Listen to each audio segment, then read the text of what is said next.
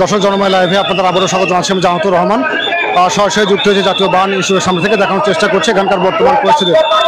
দর্শক আপনারা দেখছেন জাতীয় বাহন ইনস্টিটিউটের সামনে অযথা যারা ভিড় করছে, উৎসুক জনতা যারা রয়েছে তাদেরকে কিন্তু এই মুহূর্তে জাতীয় বাহন এবং প্লাস্টিক সার্জারি ইনস্টিটিউটের সামনে থেকে সেনাবাহিনী, পুলিশ বাহিনীর সদস্য এবং স্বেচ্ছাসেবক যারা রয়েছেন তারা কিন্তু তাদেরকে সরিয়ে দিচ্ছেন। সেই দৃশ্য কিন্তু আমরা এখানে দেখতে পাচ্ছি।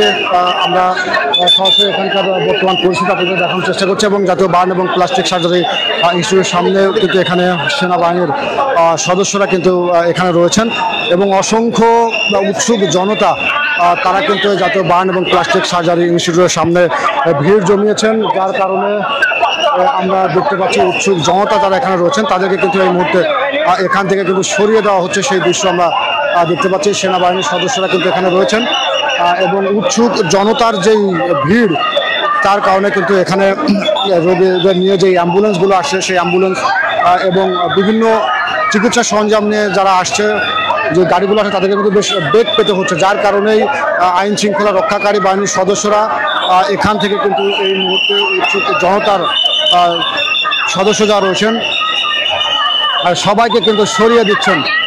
সেই দৃশ্য কিন্তু আমরা দেখতে পাচ্ছি। দর্শক আপনারা দেখছেন অসংখ্য স্বেচ্ছাসেবক কিন্তু এখানে কাজ করছে এবং যারা অযথা এখানে দাঁড়িয়েছিলেন তাদেরকে কিন্তু এই মুহূর্তে এখান থেকে সরিয়ে দেওয়া হচ্ছে।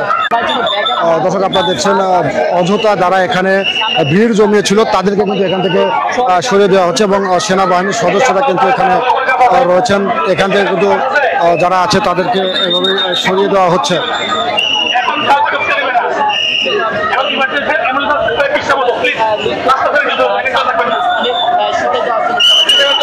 দর্শক আপনারা দেখছেন উৎসুক জনতা যারা রয়েছে তাদেরকে কিন্তু আইন শৃঙ্খলা রক্ষাকারী বাহিনীর সদস্যরা, সেনাবাহিনীর সদস্যরা কিন্তু তাদেরকে এখান থেকে সরিয়ে দিচ্ছে।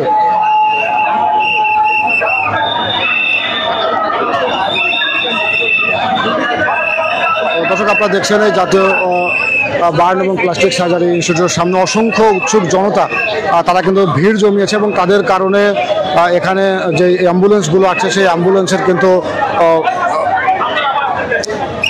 সমস্যা হচ্ছে, চিকিৎসা সরঞ্জাম আসতে সমস্যা হচ্ছে। আমরা দেখতে পাচ্ছি অসংখ্য উৎসুক জনতার উপস্থিতি আমরা দেখতে পাচ্ছি জাতীয় বাহন এবং প্লাস্টিক সার্জারি ইনস্টিটিউটের সামনে। স্বেচ্ছাসেবক যারা রয়েছেন তারা কিন্তু এখানে উৎসুক জনতার সামাল দিতে তাদেরকে বেগ পেতে হচ্ছে।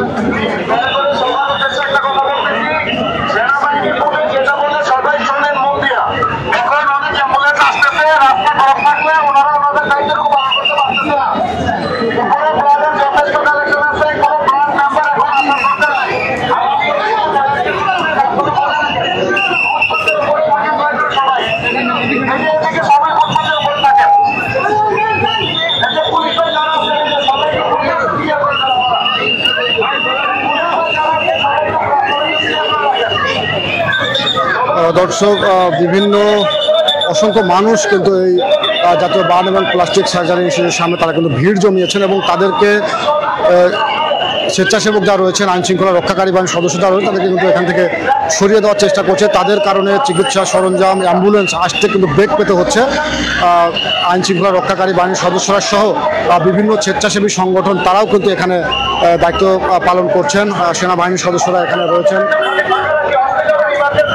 আপনারা জানেন আজ উত্তরা মাইলস্টোন স্কুল অ্যান্ড কলেজে বিমান বাহিনীর একটি প্রশিক্ষণ বিমান কিন্তু বিধ্বস্ত হয়েছে এবং সেই বিমান বিধ্বস্তের ঘটনায় অসংখ্য শিক্ষার্থী কিন্তু আহত হয়েছে। অসংখ্য শিক্ষার্থী আহত হয়েছে, 19 জনের অধিক শিক্ষার্থী তারা এই ঘটনায় প্রাণ হারিয়েছে।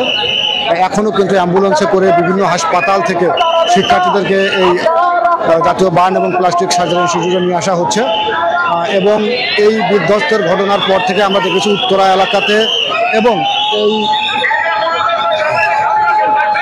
জাতীয় বাহন এবং প্লাস্টিক সার্জারি ইনস্টিটিউটের সামনেও কিন্তু অসংখ্য উৎসুক জনতার ভিড় আমরা লক্ষ্য করেছি। তাদেরকে সরিয়ে দেওয়া হচ্ছে, বারবার বলার পরও তারা কিন্তু এখান থেকে সরতে যাচ্ছে না এবং বিভিন্ন স্বেচ্ছাসেবী সংগঠন এবং আইন শৃঙ্খলা রক্ষাকারী বাহিনীর সদস্য তাদেরকে কিন্তু এখান থেকে বারবার সরে যাওয়ার জন্য অনুরোধ করছেন এবং অনেকেই যারা ব্লাড দেওয়ার জন্য আসছেন তাদেরকে কিন্তু বলা হচ্ছে যে আজকে আর ব্লাড সংগ্রহ করা হবে না, আগামীকালে আবার আসার জন্য।